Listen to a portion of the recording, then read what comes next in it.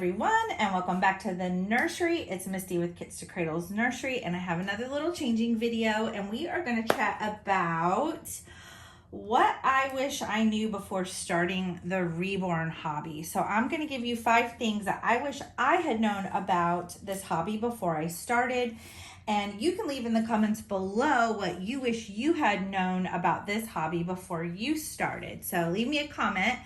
But I have Miss Aubrey Delilah here, and she is the Delilah Sculpt by Nikki Johnson, and I believe she is a sold out limited edition now. And she has this cute little outfit on. I'm trying to get all my babies changed out of their St. Patrick's Day outfits.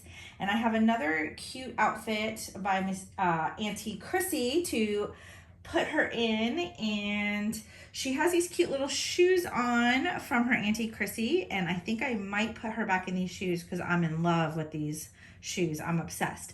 But I'm going to change her into a cute little outfit that she sent for her. I'm hoping this little hat will fit her. It's this beautiful, almost like a dusty rose color. So super pretty.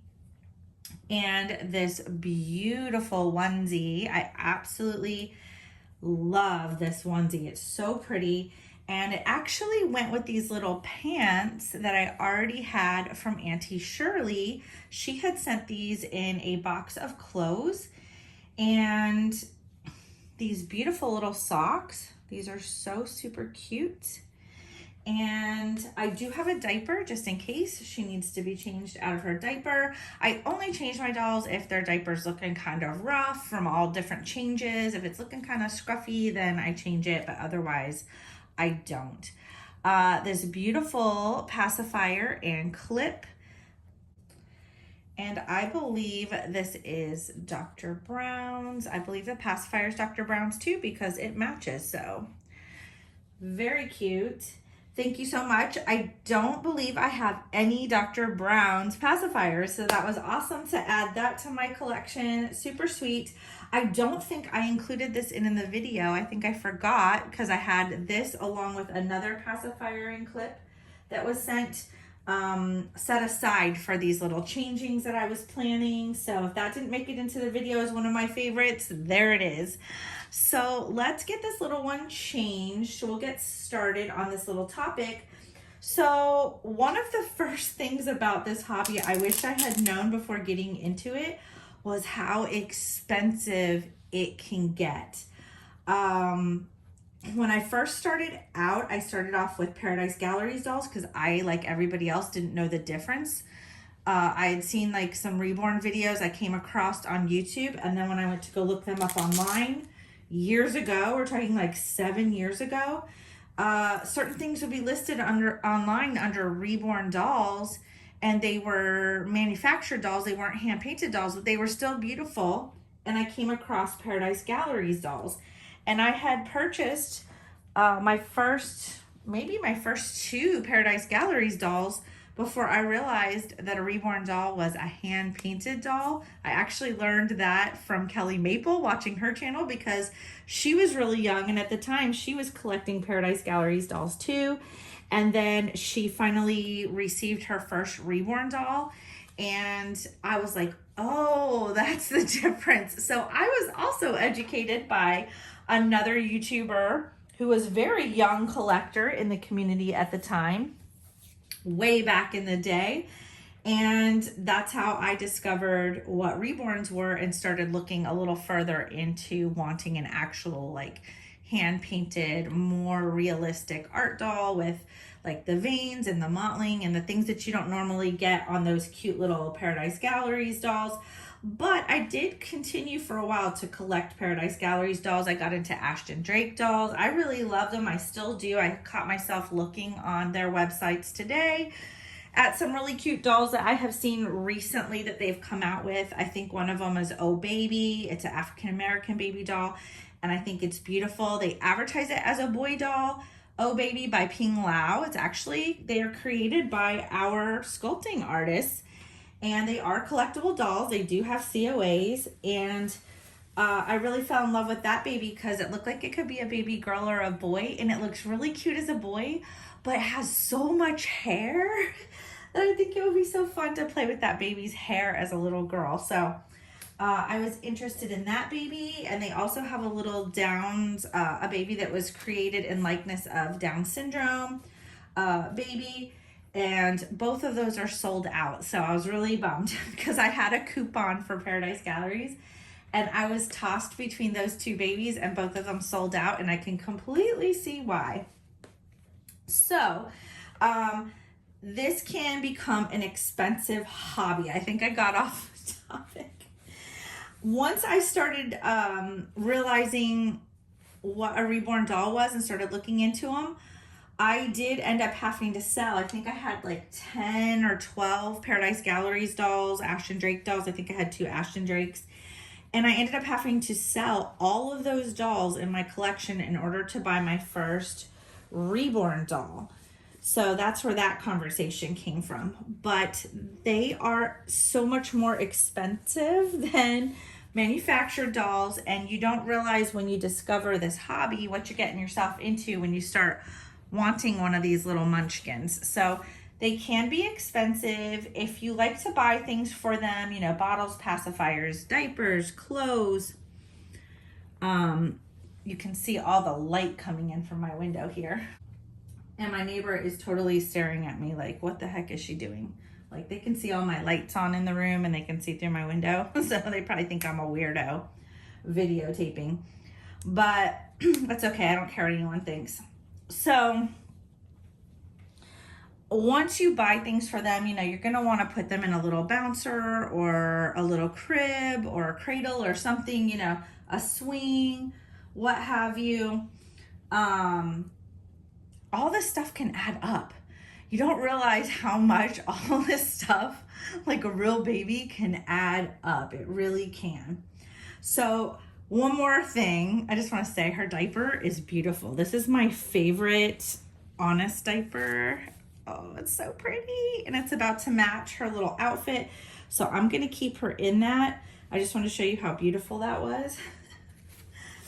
So the problem with these little babies being so expensive is they are addictive. You will want more. Once you purchase one of these little babies, you're gonna want more. It started with me wanting a little girl. I had an artist send me a doll and I loved the doll, but it was bald and it just started looking more like a boy. So I switched it to a boy, and then I decided I still needed a baby girl. So I got a sleeping baby girl. And then I was like, well, now I need an awake baby, and now I need a full-limbed baby, and now I need a toddler, and what about a preemie? And it just went on from there. So a warning, you will want more. Number 3 is you'll end up with a baby item obsession, which also makes it expensive.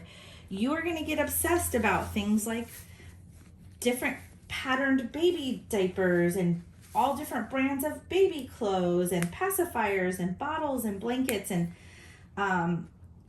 like I said, I have a pacifier and nappy obsession. You might get obsessed with shoes. Leave a comment down below what your obsession is. What is your baby item obsession? I want to know what everybody else. I've gone through phases where it's been like cute little tiny baby shoes and the different kinds of diapers and passies and bottles. I've been through it all. So with that baby item obsession and with you wanting more dolls is going to come an issue with number 4 on my list. This hobby takes up space. It takes up a lot of space. I have an entire room devoted to my reborns.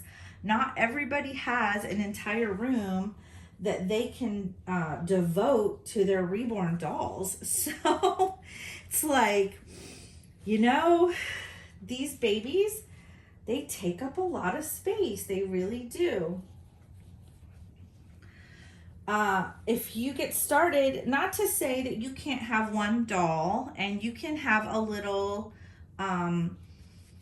swing for that baby or a cradle or a bouncy seat. You can have one doll and you can have one little bouncer or something to put that doll in. And you can have a wardrobe box for that doll like I make for my silicones, and just have their little loveys and pacifiers and bottles and their little wardrobe that you've purchased for them, their little clothes and stuff, and it might be in one little box that goes under your bed. You might have a little tiny cute baby like Delilah. She's a smaller newborn, as you can tell from these big pants. And you know, you can if you have limited space, you can still collect 1 or 2 dolls. That's how I started. And it may not take up hardly any space. You might be able to put a little bouncy in your room next to your bed, and then slide that little wardrobe box underneath your bed so nobody sees it.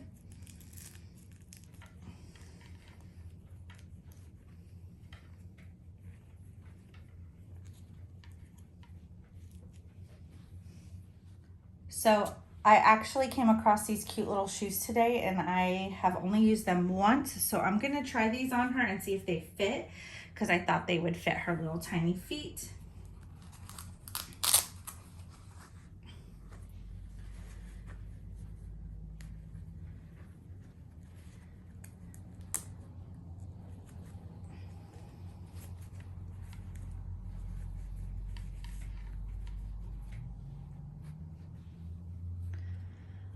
I actually started off my collection in the closet, in our bedroom closet. We had a walk-in closet, and there was a big corner of the closet that was mine, and I was literally an in the closet collector. I didn't want everybody to see my 2 babies and all the cute stuff I was dressing them in. And I had one in like a little bouncer, and I had one in a little rocking chair, and I don't know, I was legit an in the closet doll collector.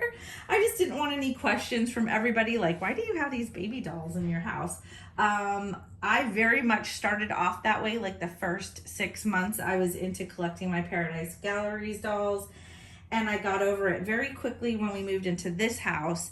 And this room became my like hobby room. And I specifically, when I was looking for a new house, had in mind that I was gonna have this collection, and chose a house that had an extra room in it that I could use for this purpose, because I was starting to get more and more into the hobby, and definitely had in mind that I might want to purchase more babies. Oh, I've never seen her in a hat before, and she looks so cute. So adorable. Oh my goodness. So I am just gonna clip this little clip onto her. I might clip it up here. There's like a little part on the sleeve you can clip it to. Oh my goodness, how cute is that? So that leads me to the 5th and final thing I didn't know about, was how mean people were gonna be about collecting dolls. Like, why the hate against doll collectors? I don't understand. So just be warned. People might not be nice about your hobby, and that's okay. You'll get comfortable and you won't care. Whatever makes you happy, that's all that matters. I very quickly got over the hate, especially, I mean, like, who cares? Like, they are so beautiful. If you can't love that, if you don't see what the interest is, then there's something wrong with you, because these babies are just freaking beautiful. So I think once I got into painting, it became a little bit more acceptable for some people that I knew. They were like, oh, this is your hobby, your art, you paint them, you make them, you sell them. For some people, it was like about the money or something, like, oh, you make lots of money off of these? Well, okay. And then it became acceptable, and I don't get it. I'm just gonna kind of scroll over her cute little outfit. I love the little buttons on here. And her cute little shoes. They did end up fitting her, so super cute. So that is 5 things I wish I had known about the Reborn hobby before I got started. Let me know in the comments below what you wish you would have known before you entered into this hobby and bought your first doll. And I will see you guys on the next video. Take care of yourselves. As always, take care of each other and take care of those gorgeous, beautiful little babies. And I will see you guys on the next video. Bye, guys.